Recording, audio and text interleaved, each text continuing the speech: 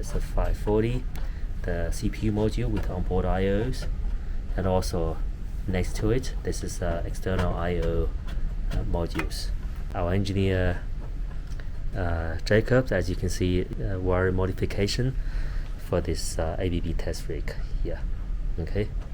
Right now, all I did was just rewiring some of the things to make it just look more presentable and professional. Just the power supply, just the positive and negative cables, making sure everything was good. And we also just finished setting up all the testing for it, just to make sure all the I/O points were working.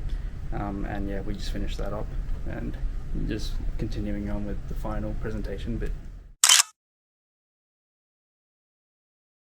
Each module, so we had the analog input module, we had the analog output module, we had the digital output module as well.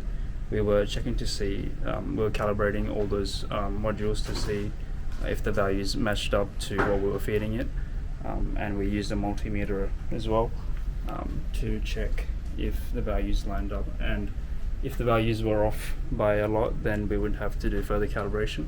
But luckily today everything was fine, and we managed to get good results. You know, there's things like live wires, electrical hazards everywhere, so one thing I learned was you have to make sure that everything is ready before you can start testing and turning the power on. Yeah.